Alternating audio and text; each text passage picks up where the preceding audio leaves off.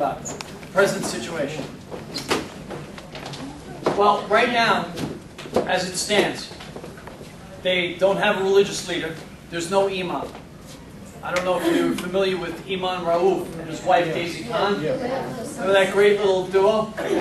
Well, it turns they officially have separated from the Park 51 group. And they said they're off doing this project in other areas, which is fine by me. Just get the hell out of my town. As far as the money is concerned, they don't have any money. They have no money. And this guy, Sharif Al-Gamal, the owner of the Soho Realty, he's being sued by 2 banks for defaulting on 2 six-figure loans. All right, and this guy, as you saw, this guy has a record. And is this the guy that's going to take on this ambitious, project? Is he the Puritan they want out there to be ridiculed? But the funny thing is, they brought a second imam in. I don't know, Abdullah Adhami. Okay, and what happened was, he got out there. He was born in the United States, a little more palatable to the American public, or so they thought. And then they found out at age 8, he was in Syria and Morocco and Iran studying Sharia. And then what happened, he came back and he said some extremely offensive things about homosexuals. Actually comparing them to animals. And that comment buried him, because they were getting huge support from the homosexual community, who are traditionally left to begin with. So once they lost that, Gamal knew he's got to get rid of this guy. So far, 2 imams down, no money in the kitty.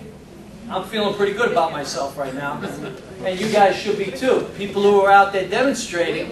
Right. And you know what? The media is not recognizing it.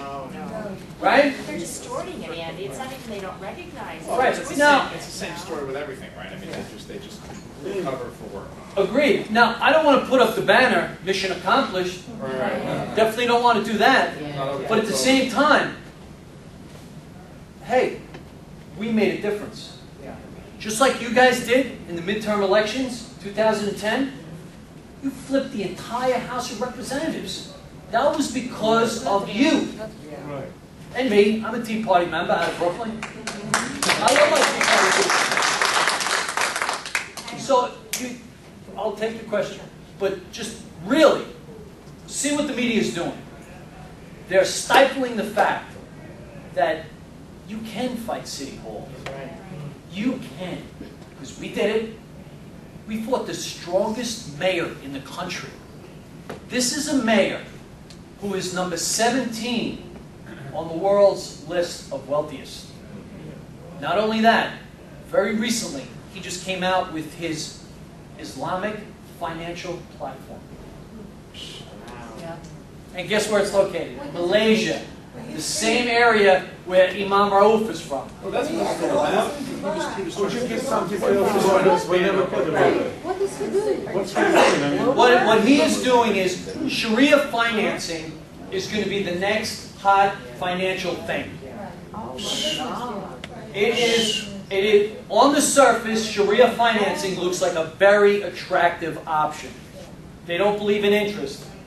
They don't believe in risky investments like the derivatives and the CDLs and all that crazy stuff that got us into the mess. They don't believe any of that. They don't, no alcohol, no tobacco, no pornography, no pork. And they go by all of these things. And they also do a thing, it's called a zakat. The zakat is charity. Okay? And you notice how, Sharia is very slick. Because when they want to get into something, they jump on the religious boat and they sail through. Because, hey, it's religion. You can't mess with freedom of religion. I'm sure the Saudi royal family doesn't ever get interest payments. Oh, of course not. It's like, give me a break. Well, I'm going to show you, I want to show you people something. I got this in the mail. Okay? Now, I don't know if anybody's heard of the term creeping Sharia? We all heard that? Basically what we feel is going on, in very small baby steps, they're implementing Sharia rule in our lives.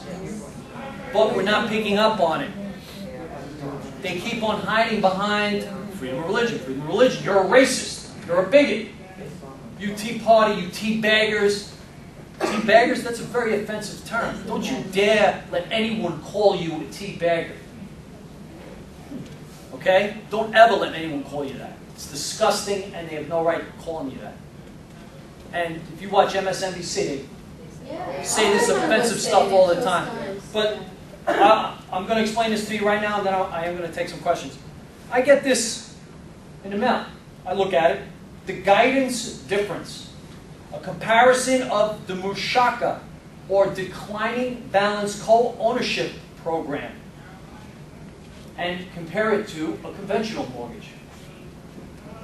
Now this declining balance, it's the home buyer and the bank, they're partners. There's no interest payments.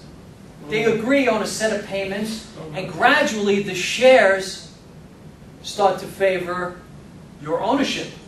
And then at the end, everything is yours. You own the thing outright. Now, everybody knows who's in a nightmare mortgage situation right now, you know those interest payments. You know how devastating they can be. How do they make money? So it looks, well, they do because they consider making a sale. They make a sale, they charge interest on that sale of shares. Up front. We're loaded up front. It's some, well, they do it both ways. Some are front-loaded, some are back-loaded. But technically, they're not charging interest, even though, yeah, they sort of are, but they're not, you know, it's a very fuzzy area. Anybody who's involved in financial markets knows it's a slick move.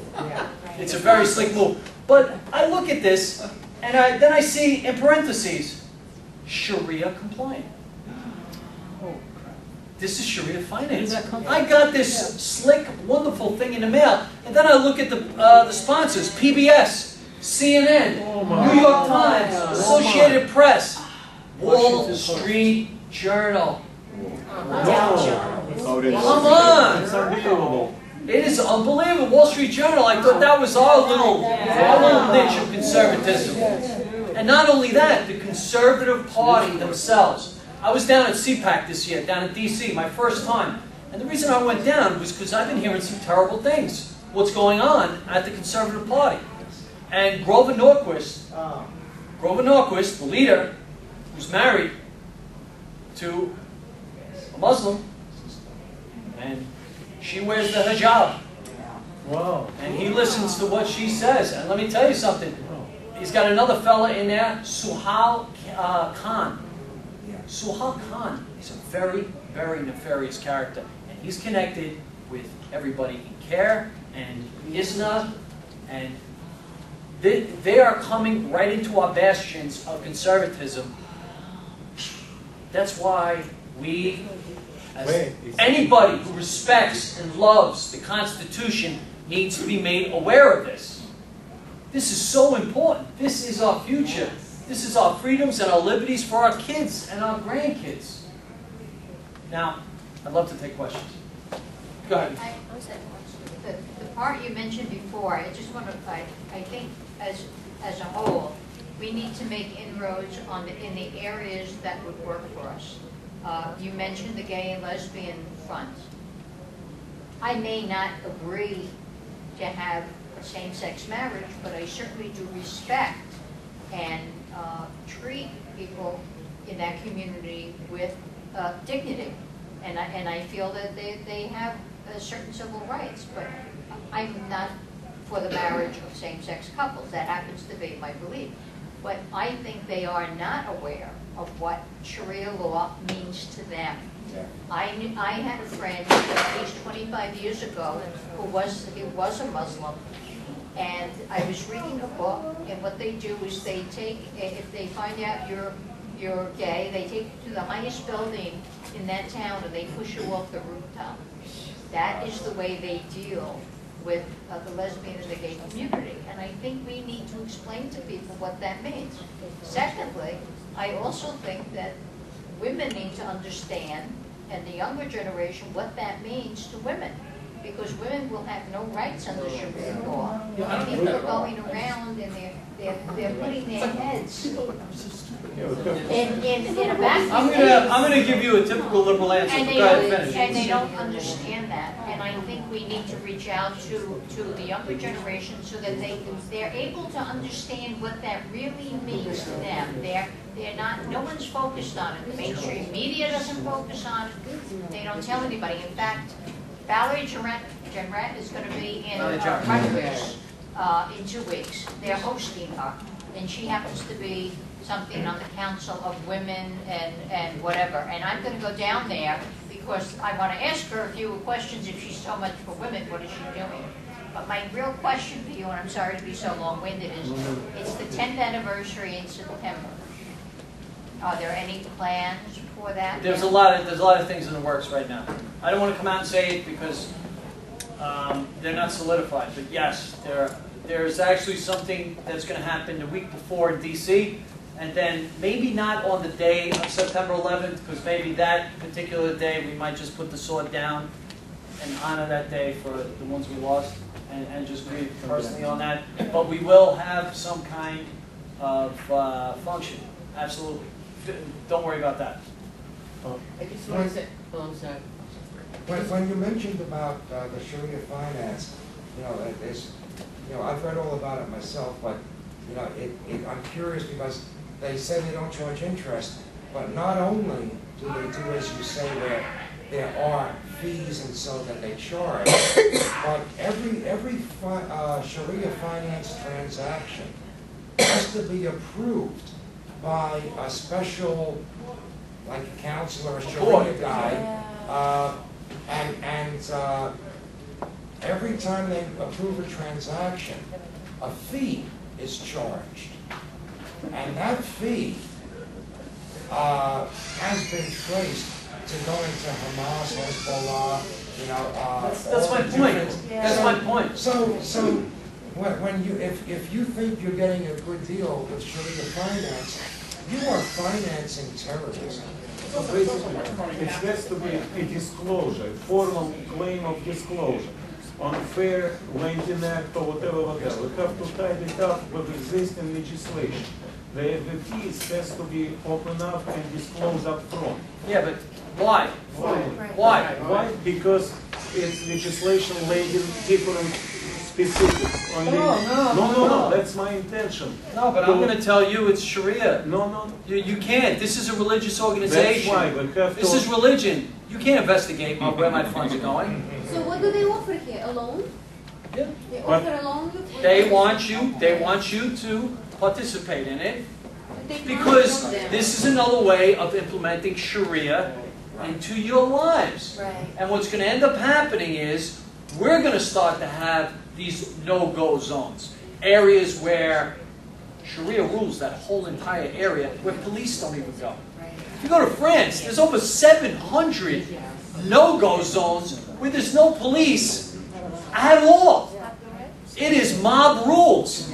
And that is that. And you go to the UK, they've got 50 or 60 courts of Sharia that are dedicated to family matters for Muslims. 80.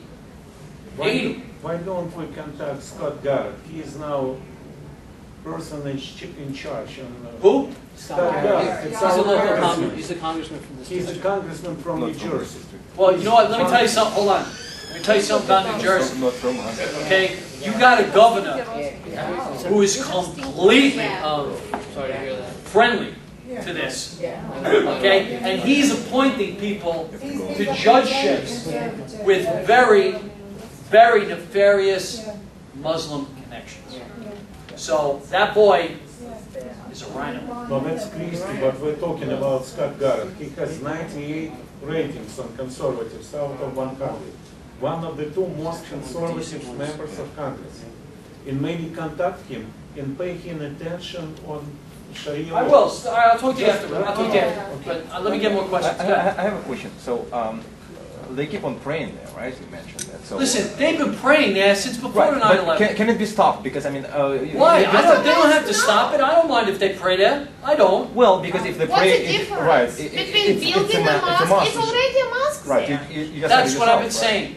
What I'm asking them to do is, you have your mosque, you do your prayers, but don't you see, that's not what they want.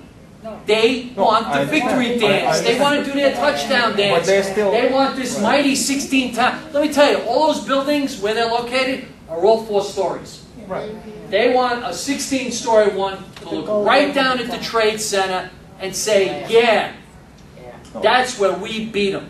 Right, but the point is that the building is obviously in bad condition, right? Apparently, so apparently it's not safe to be occupied. So why are they The allowed to building even right enter? now, let me answer. The building right now is being worked on. They're bringing up everything to code. That's another, that's, Who's working on it? pardon me? Who's working on it? They've got an outside non-union contractor. Is it possible? Is it allowed in Europe? Working on a this is what doesn't make sense. Why are they working on a building that they're gonna demolish? Supposedly. How they can have non-union? Right, but is it possible? I was under the impression that non-unionized construction labor is not allowed in New York City. I can't use my faucet without non-union. Right, exactly. Unions are schizophrenic right now. Okay? And every time you show them $1, they switch it to another personality. And I don't go to union leaders. I go to the union rank and file. Those are the guys that stick by each other. Because you know whose pockets they're in? Unions? I don't have to tell anybody here. The union leadership, they're hard left. Oh yeah, Weird. well, we know that. So, First of all, I want to say that you're very well, very knowledgeable, and you've taught me a lot, and you've given me tremendous insight, and I enjoyed this so much. But, uh-oh, is that a blood? Here it comes. the opposition, the enemy, is so overwhelming, so tremendously overwhelming. The media, the liberal democratic politicians, Yep. Certain ethnic groups and racial groups that only vote one way and no other way, 90%. How can we overcome it? It's too much to overcome. I'm going to tell, hold on. I don't know if anybody ever saw it, but there's a cartoon that my kids love. It's called The Bug's Life. Anybody ever see it? Right? It's about all the ants, Yes. and they live under tyranny of the grasshoppers. The grasshoppers tell them what to do, and the grasshoppers make them do all the hard work. You know, and the ants are out there working hard, and they give half their pay, half their food to the grasshoppers. Until one day, one ant says, you know what? If we come together as a group, we outnumber them. We are stronger than everything they've got. I mean, how much more proof do you need? Think back to 2008, when all was lost. What did they say? Carville wrote a book. 40 years the Democrats are going to rule the nation. That's it. It's over. Barack, he's the one, the anointed one. He's going to rule. He's going to be king of the United States. 2 years later, you flip the House of Representatives like it's never been flipped in the last 70 years. How much more proof do you need? The media is not reporting on all our victories. That's the problem. If you're listening to just the media, they're painting the picture. But you got to go beyond the facade, the veneer.